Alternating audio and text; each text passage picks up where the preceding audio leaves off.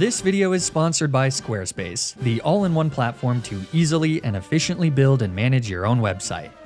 Hi everyone, I'm FlagonHG, and in this video, I tried to do a hardcore Nuzlocke of Pokémon Violet using only Ice Type Pokémon. In a Nuzlocke, if a Pokémon faints, it's dead forever, and I can only catch one Pokémon per area. The rest of the rules for this playthrough are shown here and in the description down below. We'll be following these rules until the final fight against AI Turo, so let's get right into it. The very first thing I do is head to South Province Area 4 and catch a Flabébé. Now I know what you're thinking. 1, what the heck was that accent? And 2, a Flabébé is not an Ice-type Pokemon. What are you doing, you big dumb idiot? Well, by heading to Cortondo, I can talk to a kid named Glenn and trade him my newly caught Flabébé for his cute squishy Snom, our very first teammate. I absolutely adore Snom. This is peak Pokemon design. Glenn came up with the brilliant idea of nicknaming his Snom Snows-a-lot, and unfortunately I can't change that, so welcome to the team, Snows-a-lot. The nice thing about Snom is that they level up via friendship, so I make sure to spend some real quality time with my new bestie. I take her for a walk, I give her a bath, I let her murder a family of unsuspecting Smoliv, all the things any responsible pet owner would do. As I bond with sweet Snows-a-lot, we make our way to South Province Area 5, where I can find a guaranteed level 10 Eevee. Catching this adorable little fella almost results in Snows-a-lot being splattered across the battlefield, but I managed to catch Eevee with a single Great Ball, saving Snows-a-lot's life. They don't call me One Ball HG for nothing. Bobby Drake the Eevee is certainly not an Ice type, so we're going to need to fix that by evolving him into a Glaceon. In order to do that, we need to get an Ice Stone, which are found in Delazipa Passage and Glaciado Mountain. Since Paldea is almost entirely open world, I can head there immediately. I mean, it takes forever without any upgrades to my Miraidon, but it's all worth it to get a few delicious Ice Stones. Our Tolkienian journey also seemed to be the extra push needed for Snows-a-lot to evolve into Frostmoth, so now we've got 2 fully evolved Pokemon before the first gym badge. Needless to say, Katie is absolutely devastated by Bobby Drake spamming Icy Wind. We actually do end up cutting things pretty close against her Teddiursa thanks to a miss though. More like Dicey Wind, am I right? 95% accurate moves are truly one of God's cruelest jokes. As we head into the second gym battle against Brassius, I decide to nip that issue right in the bud by investing in a wide lens from the Delibird shop in Levincia. The only one of Brassius' Pokemon that survives a super effective hit from Bobby Drake is his Grass-type Sudowoodo. Rock types are certainly a little scary for this team, but since Bobby has a normal Terra type, we can avoid taking super effective damage. I don't think a single Rock Throw would have one-shot anyways, but I might as well be safe, right? That wins us a quick and easy second gym badge. But the battle for the third gym badge against Iono will definitely be a step up in difficulty. Fortunately, with the new level cap, I can head to the sandy beaches of East Province Area 2 and catch a Crabrawler who I name Captain Cold. By donking him on the head with another Ice Stone, he immediately evolves into Crabominable, an aptly named Pokemon because this thing is an abomination. Snow on the beach might be weird and beautiful, but ice on the beach is just weird and ugly, I'll tell you that much. Anyways, before fighting Iono, there's a fight against Nemona. And between her lead Rockruff, her speedy Palmy, and her Fire Terra type Crocolore, she's actually pretty tough for Ice types to deal with. In order to reliably beat her, I'll need to pick up some TMs from around the map. And while exploring, I actually find a shiny Psyduck. I mean, I obviously can't use her since she's not an Ice type, but of course I catch her anyways. I also head to the East Paldean Sea and catch a Shelder. The level range for these guys is a bit all over the place, and I was really hoping to find one under the level cap, but since she's at level 26, I won't be able to use her until after defeating Iono. I try to name my new Shelder Killer Frost, but apparently Game Freak thought that was too extreme. Caitlyn Snow it is. This means it's time for the battle against Nemona. She leads with her Rockruff, and I lead with Bobby. I Terrastalize turn 1 to shake my Rock-type weakness, and then I go for a Calm Mind. A lot of the more powerful TMs like Ice Beam are actually blocked off at this point in the game, so it's a small miracle that this one is accessible right from the start. A Water Pulse, yet another TM, kills Rockruff on the next turn, bringing in Palmy next. We manage to outspeed and take him out with a single Mud Shot, yet another TM that we picked up on our travels. That means that Crocolore is out last. A single Water Pulse puts him into Blaze range, which means that even without our Fire-type weakness, a Terra-boosted Incinerate is still gonna do a ton of damage. But Nemona ends up just going for Yawn, so with one last Water Pulse, we win a battle that was much easier than I was expecting. With a newfound false sense of confidence, I go to face Iono and her electric types for the 3rd gym badge. She leads with Wattrel, and I lead with Bobby TM Machine Drake. Wattrel manages to outspeed and nails Bobby with a critical hit Spark for a significant chunk of damage before going down to a single Icy Wind. That's not the best start. Bellybolt comes in next, so I nail him with a Mud Shot, which activates his Electromorphosis ability, resulting in a massive Spark in retaliation. So I decide to switch to Snozelot on another Spark. A Feather Dance on the following turn means that Iono's Avocado is doing much less damage. So, a few turns later, Captain Cold is able to come in and finish him off. It does result in a paralysis from one of Bellybolt's sparks, but this idiot is so slow that it doesn't really matter as long as I manage to avoid being fully paralyzed. Luxio is 3rd for Iono, and her Intimidate is blocked by our Hyper Cutter, which is nice. But unfortunately, even with Terastallization, a Brick Break isn't enough for a one-shot, so Luxio is able to get off 2 pretty strong sparks. That means that by the time the Lion Cub goes down, Captain Cold is in the yellow. This means that Iono's Mismagius is free to come in and finish him off with a Hex. And then, my remaining 2 Pokemon follow suit soon after. So that's a wipe. Rather unexpectedly, I might add. I really underestimated this fight. And that was without getting screwed by bad RNG, too. I'm really gonna need to go back to the drawing board and come up with a better plan. Fortunately, I have plenty of time to do that, because resetting this game means sitting through roughly 2 hours of mostly cutscenes before I can do a damn thing. It's really painful, but it does make one thing crystal clear. Wiping in a Scarlet and Violet Nuzlocke has way more at stake. For this reason, I decide to really invest some time exploring every single nook and cranny of Paldea until I've mined the entire land for all that it's worth. It's incredible how much you can actually explore in this game right off the bat, especially with some sick backwards long jumps. Now, I'm sure at least one of you is really stressed out about this wipe, because you know that it means that I had to reset my game data, therefore erasing my shiny Psyduck from existence. It's a very sad consequence of being underprepared for my fight against Iono. But somehow I found a second shiny Psyduck. I genuinely don't know how that's possible, but I can't make this up. Let's just consider it a good omen for the future success of this run, a sign from the cosmic powers of the universe that we've been given a second chance to beat this challenge. Attempt 2 is the run, baby. But it turns out that the cosmic powers of the universe are a little fickle, because in the fight against Nemona, Caitlin Snow the Crabominable gets outsped and killed by a nasty Incinerate. I didn't have Calm Mind on Elsa the Glaceon, so Water Pulse missed out on the 2-shot, meaning that she fell asleep from Crocolore's Yawn, and then Caitlin had to pay the price. It sucks to lose the only eligible encounter that isn't weak to Rock-type moves, but this isn't exactly the end of the world. Before Caitlin's dead body is even cold, we've replaced her with a Shelder, who this time is under the level cap, though he'll obviously be pretty useless into Iono. Still, by making the trek to Cascarafa and picking up a Water Stone, we can evolve the new Captain Cold into a Cloyster. With a Water Terra type, this guy would have been incredible into Nemona, so not catching him until after the ugly crab lady died was pretty stupid on my part. Oh well, let's hope the rematch against Iono goes better. She once again leads with Wattrel, and I lead with Elsa. She's a bit faster than her predecessor, so we outspeed and get a clean kill against the little bird with a single Icy Wind. That brings in Frogomole second. This time, instead of attacking him, I go for a Charm to harshly lower his attack, meaning that Spark is doing baby damage. Then I switch to Snozelot. In attempt 2, I decided to teach Calm Mind to Snozelot instead of Elsa, which she's now safely able to set up with. Snozelot has the ability Shield Dust, meaning that she'll never get paralyzed by Bellybolt sparks.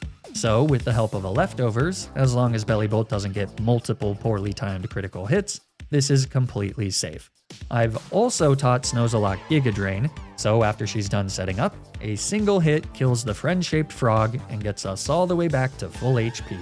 Iono's Luxio gets outsped by our Killer Moth and also falls to a single Giga Drain, meaning that we're in a much better position as Mismagius comes out last. Things could still get pretty annoying if she goes for Confuse Ray and we get really unlucky, but after Terastallizing, Mismagius just uses a super weak Hex and then falls to a single Bug Buzz, winning us the battle against the supercharged streamer.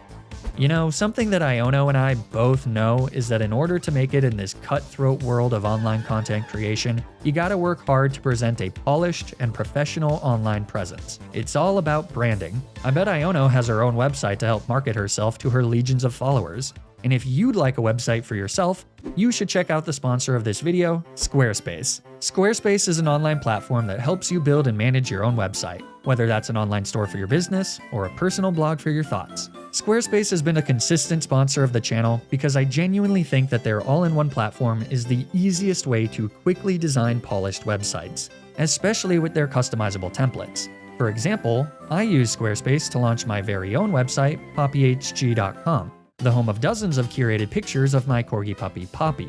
There may or may not be a holiday drop coming to the site, so you might want to check it out. Squarespace also has a ton of other really useful features, like analytic information about the traffic of your website, the ability to add and play embedded videos directly on your website, and Squarespace member areas, which can be used to connect with audiences and create exclusive members-only content. So, if you're looking to start a website for your business or hobby, then you should absolutely check out squarespace.com for a free trial. And when you're ready to launch your website, you can use my custom link to save 10% off your first purchase of a website or domain. Thanks so much to Squarespace for sponsoring this video. Now, let's get back to the challenge. While preparing for the 4th gym, I managed to find a Sneasel Terra raid battle in the Asado Desert. By connecting online and letting some dude named Len end the raid with a single fire blast from their shiny Charizard, Night King the Flying Terra-type Sneasel joins the team as our 4th member. Though given that he's over the level cap, he'll have to sit on the bench for a little while. I also head to East Province Area 2 and catch a Rotom, yet another encounter that doesn't start out as an Ice type. But after outbidding a bunch of wieners for the Rotom catalog, I can transform Cora into a washing machine. Well, that was a mistake. I transformed them into a refrigerator. Much better. You'd think that my new part electric type teammate would be incredibly useful against Kofu's water types, but their refrigeratorial services won't actually be needed, as Snowzalot is able to clear through his entire team with Giga Drains. A terastallization to drop our bug typing means that it's safe to set up a single Calm Mind against Kofu's Vuvuzela, who now hits us with a neutral Pluck. And then that's all she wrote. Fish goes down on the following turn. Thanks to Shield Dust, Wugtrio can't flinch us with Headbutt, confuse us with Water Pulse, or even lower our accuracy with Mud Slap, so this plan was foolproof. Even Kofu's Water-type Crabominable is no match for our monstrous killing machine. She really puts the moth in Behemoth, huh? With the new level cap of 36, I feel comfortable making the trek to the northern parts of Paldea and getting a bunch of new encounters. First is a Citadel named Mr. Freeze. Since we were still out of the cave at this point, I thought this would count as a West Area 3 encounter instead of a Delazipa Passage encounter, but sadly it doesn't. So no more encounters from the Ice Cave. In the North Paldean Sea, I catch an Ice Q. She's over the level cap, but it doesn't really matter because this Pokemon is a steaming pile of crap. Frosta will be enjoying a very domestic life in the box, at least for now. Night King the Sneasel is now below the level cap, so he joins the team and promptly evolves into a Weavile, giving my team some much needed speed. I really love Weavile's design, and he's such a fun Pokemon to use. My final encounter is an adorable little Frigibax that I find wandering around Glaciado Mountain. For a monotype challenge with limited encounters like this, I'll often just let myself get all the eligible encounters available, but in this challenge I decided to keep it with 1 encounter per area. Anyways, Frozone the Frigibax has a wild Terra type of Dark, which is pretty cool, though he too is above the level cap for now. So he's on the bench as we go to face off against Larry for the 5th gym badge. Larry leads with his Komala and I lead with Cora. Despite being asleep, the little marsupial manages to dodge a wide lens boosted Blizzard on turn 1, letting her get off a free and surprisingly nasty slam. A second Blizzard does connect though for about 75% as Komala goes for a yawn. But before we can be nap buddies, we take her out with a shockwave. As Cora takes a snooze, Larry brings in his dopey Dudunsparce. But by terastallizing Cora into a ghost type, this Dudunsparce can't damage Cora at all. I was curious to see if Larry would switch, but he doesn't. So we just take a nice little nap and then eventually finish him off with a Volt Switch, which grants us a safe switch into Captain Cold as Staraptor comes in last. Our held White Herb restores the attack drop from Intimidate, and then we just start trading off attacks. Captain Cold has a really remarkable physical defense, and he can't be crit thanks to his ability Shell Armor, so even with the Terra boost, Facades don't do enough damage, and a few turns later, Staraptor falls to a priority Ice Shard, winning us the 5th gym badge. Immediately after the fight against Larry, Nemona challenges me to a battle. I didn't remember this from my first playthrough, but you don't even get a chance to change your team. So Cora is once again my lead Pokemon. Fortunately, we have an auto win against Nemona. After tanking an Accelerock, I use Volt Switch to bring in Captain Cold. Then I Terrastalize to drop my Rock weakness, and set up a Shell Smash, one of the most broken setup moves in the game. Shell Smash increases your attack, special attack, and speed by 2 stages at the expense of a single stage decrease to your defenses. These decreases can be removed with a held White Herb, which in Scarlet and Violet is now restored at the end of each battle. This makes Cloyster one of the strongest Pokemon in the game, since he can set up against virtually any physical attacker. You still have to be a little careful because Cloyster doesn't have the best attack or special attack stats, but Terrastalization does help out quite a bit. Plus, in this instance, 3 of Nemona's 4 Pokemon are weak to our stab moves, and the other is a frail Palmo, so this is super clean. Which is good, because Terrafire Skeledirge spamming Torch Song is horrifying into my Ice types. Anyways, with the new level cap, I've decided to replace Elsa with Frozone, who is now able to evolve into an Arctibax. It'll still be a little while before he can fully evolve, but I do think he'll be more useful than Elsa, who's getting a little outmatched by her teammates at this point in the game. That gets us to the double battle against Rhyme for the 6th gym badge. She leads with Mimikyu and Bayonet, as I lead with Captain Cold and Cora. The battle kicks off with a Sucker Punch from Bayonet into Cora for a good chunk of damage. Then we retaliate with a Dark Pulse that falls just shy of the KO. A Slash from Mimikyu does another sliver of damage to Cora, as Captain Cold sets up a Snowscape to boost the defense of my Ice types. This also allows Cora to fire off perfectly accurate Blizzards. The first one kills Bayonet and breaks Mimikyu's disguise. A Limp Slash goes into Cora, and then a Liquidation boosted by the stat increases given to us by riling up the crowd or whatever, gets the kill on Mimikyu. So that leaves Rhyme with her last 2 Pokemon, Houndstone and Toxtricity, the latter of which Terrastalizes right away. Thanks to an additional Omni boost from the crowd though, a Dark Pulse one-shots Toxtricity, and then 4 hits from a loaded dice-rigged Icicle Spear take out Houndstone, netting us another decisive victory. I really wish this battle didn't have those free stat boosts from the crowd, because I think it'd be a pretty tough challenge without them. But oh well.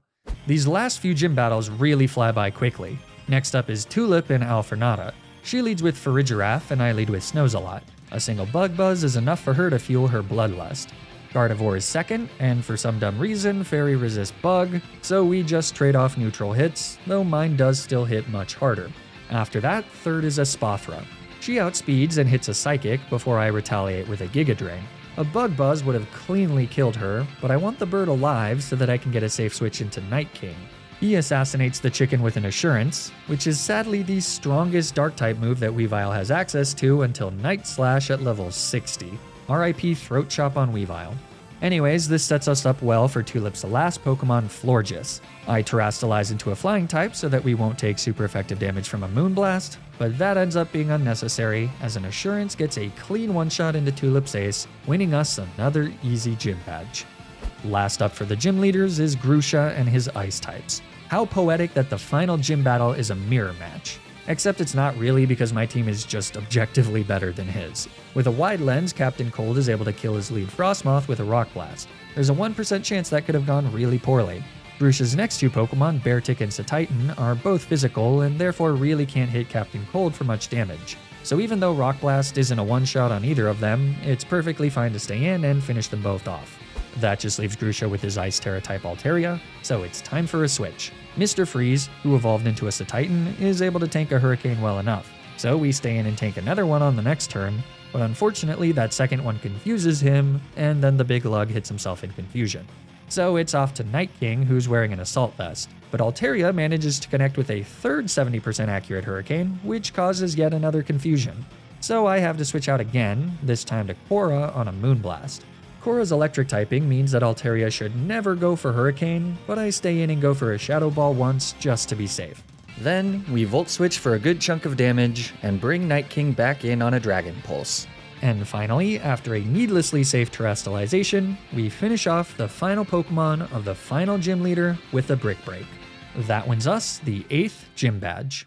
Which means that it's time to take on the Elite Four. In preparation, Frozone finally evolves into Baxcalibur, a true beast of a Pokemon. He's quickly becoming one of my new favorite Pokemon. Dragon Ice typing is really cool, and Thermal Exchange is an awesome ability.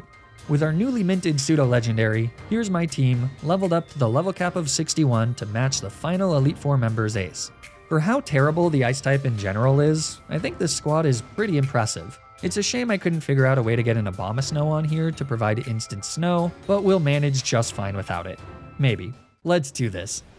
Our first fight against the Elite Four is against Rika. She leads with Whiscash and I lead with my starter, Snows-a-Lot. I don't love her name, but I definitely love her and her murderous tendencies. A Giga Drain gets a clean one-shot and baits out Camera up next. So I switch to Frozone, who gets nailed by a Fire Blast, giving him an attack boost from Thermal Exchange. This means that an Earthquake gets a clean one-shot on the following turn. Donphan is third and threatens with Stone Edge, which isn't great since she has the ability Sturdy. So I Terrastalize and hit her with a Freeze Dry. The Stone Edge ends up doing a big chunk of damage because it crits. So as Donphan goes down, I'm a bit lower on HP than I'd like to be. Dugtrio comes in fourth, and I'm worried that a critical hit Earthquake will kill from this range, so I just switch to Korra as Dugtrio rather frustratingly sets up a Sandstorm. On the next turn, he hits us hard with a critical hit Rock Slide as we whiff a Blizzard, though that's not surprising thanks to its low accuracy and Dugtrio's Sandveil ability. This isn't looking amazing, so we're gonna need to be a little cheeky here. I start with a switch to Mr. Freeze on another Rock Slide. Then I switch to Captain Cold, again on a Rock Slide. This means that I should be able to stay in, tank one last Rock Slide, and then set up a Shell Smash on the last turn of Sandstorm. Fortunately, we managed to avoid the flinch there, because that would have been really bad. Since we now outspeed, Dugtrio goes down to an Icicle Spear before he can get up another Sandstorm. That just leaves Clodsire, so as long as I don't forget about Water Absorb, it should be safe to flush the little turd with just a few hits from Icicle Spear. That wins us the battle against Rika, though it did end up being a little riskier than I was expecting it to be. Next up is Poppy, whose Steel types have the potential to be quite the threat. She leads with Copperaja, and I lead with Frozone, who's able to knock out the giant elephant with a single Earthquake. That's a relief because that thing setting up Stealth Rocks would have been a pretty big issue. Magnezone is second and hangs on from an Earthquake thanks to Sturdy, but they just waste their one chance to do any damage by going for Light Screen. Third is Bronzong. They're strong enough to barely survive a crunch, so an Iron Head hits Frozone for just less than 50%. Corviknight is fifth, and here's where the Frozone sweep has to end. I switch to Korra on an Iron Head. A Shadow Ball on the next turn brings the bird down to about 60% and also gets the special defense drop. This means that after tanking a Body Press, we can use Volt Switch to knock out Corviknight and get a completely safe switch into Captain Cold as we prepare for Poppy's final Pokemon, Tinkaton. Terra-boosted Gigaton hammers will hit really hard into our Ice types, but by Terrastalizing Captain Cold into a pure Water type, we now resist that hit, meaning that we easily outdamage Tinkaton with a Terra-boosted Liquidation. 2 hits is all it takes to take out Tinkaton and win us the battle. That means that third is Larry and his flying types. In other words, it's a poultry buffet for Night King, who just culls through Larry's feathered friends with ice spinners. It's an absolute massacre, bloody plumage littering the battlefield left and right. It's enough to make any man shudder. Well, any man except Larry, whose soul has been so absolutely crushed by the 9-to-5 grind that I don't think he feels anything at all anymore. Maybe that's for the best though. Maybe Larry has it figured out. But either way, that's the third member of the Elite Four defeated. So last is Hassel, but his dragon types are in for a really bad time against my team of ice types. I decide to play with fire a little and take them out with Frozone. If we miss out on a kill, we'll be faced with a strong dragon type attack, but Frozone never misses out on the kills. A priority ice shard is enough to kill Noivern and Flapple, which are first and second respectively. Dragalge is third, so an earthquake takes care of him. Haxorus is fourth, but my pseudo is better and gets a clean one-shot with a Dragon Claw, though I do Terra type into a Dark type, just to be sure. Never doubted him though. So last is a Baxcalibur vs Baxcalibur mirror match. But it's really one of those funhouse mirrors that makes your reflection look all small and silly, because Hassel's Baxcalibur sucks and gets cleanly taken out by a single Dragon Claw, winning us the battle and defeating the Elite Four. That means that it's time to face off against the champion Geeta. Her team is actually quite strong into ice types thanks to her King Gambit and the body tech press on her Avalugg. so I'm gonna need to play this one carefully. As Gita leads with the Sia Bird, I lead with Korra. I instantly Terastallize to become Ghost type, which gives me enough power to take out her Espathra with a single Shadow Ball. I'm really surprised that we outsped her, but I'm not complaining. Our Ghost typing now baits in King Gambit, who will be going for Kowtow Cleave. So this grants me a safe switch into Night King, who shrugs off the resisted hit. Then a low kick gets the one shot on the following turn. Avalugg is next with Body Press, so I freely switch back to Korra. 2 Shadow Balls are enough to take out the Slab of Ice, though we do have to tank a strong super effective Crunch. Go-Go comes in 4th, so I go-go for a Blind Blizzard, which connects for the one shot. Nice. Vuvuzela is 5th, so it's time for a classic kill and safe switch using Volt Switch. Except surprisingly, Vuvuzela survives with a Sliver. It doesn't really matter though, because Frozone comes in and shrugs off a Liquidation. As we take out the Polygonal Fish on the next turn, Gita is left with her Glimmora. In my last Nuzlocke, I lost a loved one to this little guy, and now I'm potentially in that same situation. If an Earthquake doesn't kill, a Rock-type Terra Blast might be enough to kill Frozone, even with his Assault Vest. So, as Glimmora Terastallizes, I hold my breath, praying that Earthquake is enough for the one-shot. As Frozone's attack hits, it falls just short. But then Glimmora just does a squeak of damage with Dazzling Gleam.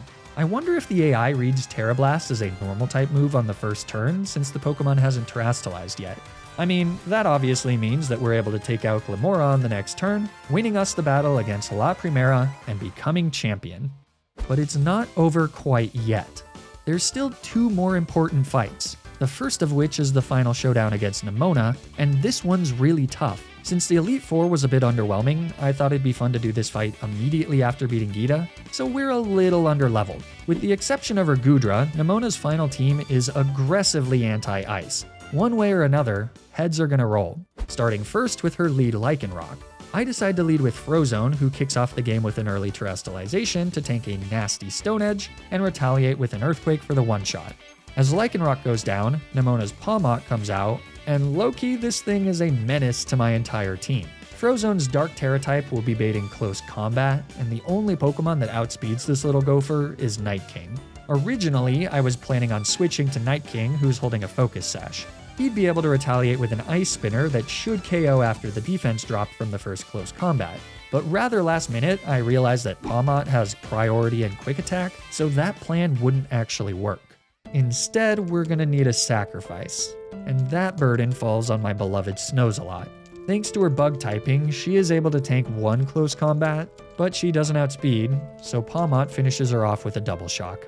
The killer has become the killie. With Snozelot's valiant sacrifice, Night King is able to come in for free and does indeed cleanly one-shot Pawmot with an Ice Spinner. That brings in Nemona's Steel-type Ortho-Worm in 3rd, yet another pain in the backside of my Ice types. I decide that my best bet is to take Orthworm out with 2 low kicks. The price I pay is Night King falling down to his Focus Sash from a nasty Body Press, but at least it's not a little girl with a small dagger. The Dunsparce is next, so I hard switch to Captain Cold. Despite our high defense stat, Hyper Drill does a solid chunk of damage. On the next turn, I nailed a Dunsparce with a Liquidation as he goes for a Coil, which is pretty scary. It means that a second Liquidation doesn't do much, but a second Hyper Drill does. So I risk a switch to Korra, who mercifully survives a non-critical hit Hyper Drill.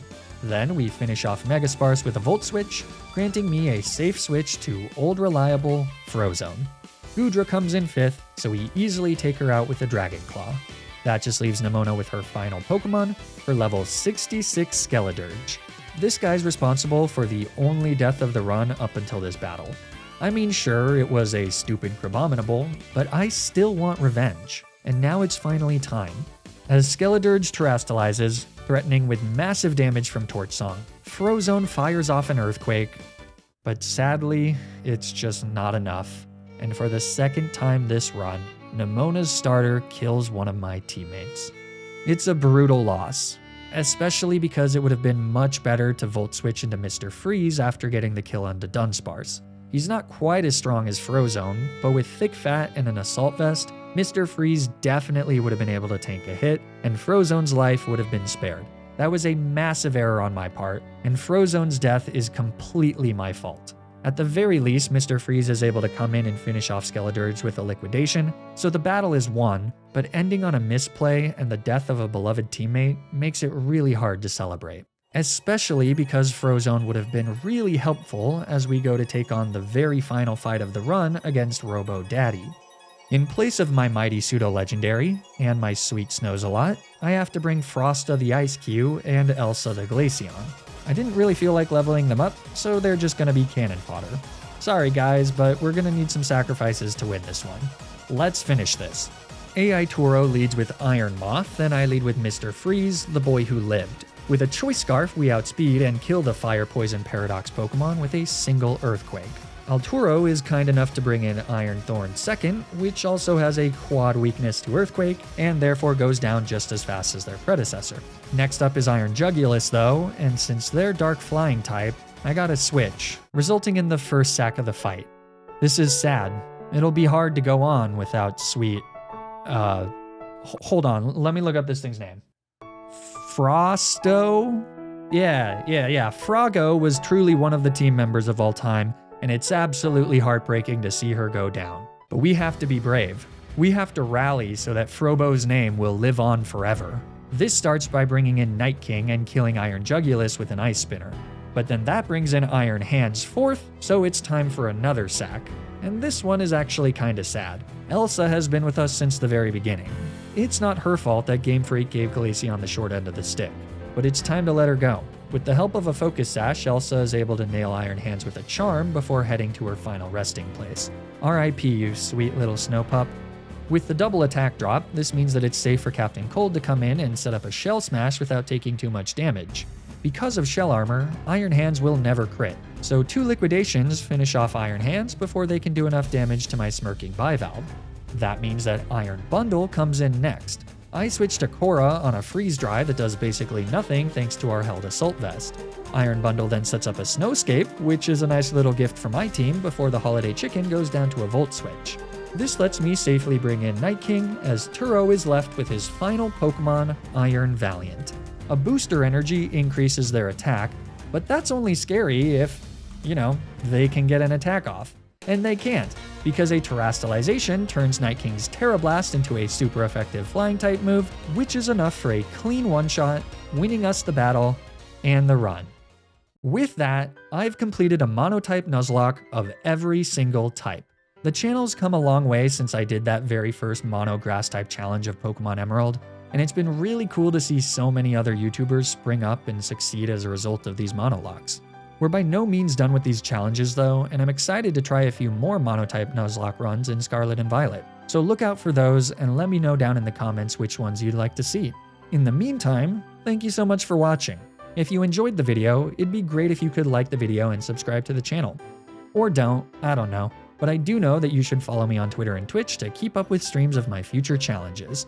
You should also subscribe to my highlights channel to get highlights of the challenge I'm currently streaming before it's cut down to a video on the main channel. I also recently launched a Patreon as a way to support the channel, which comes with access to bonus content and early video access. The links to everything are in the description below. Stay tuned for more Nuzlocke videos, and until then, remember to always, always, always play around the critical hit.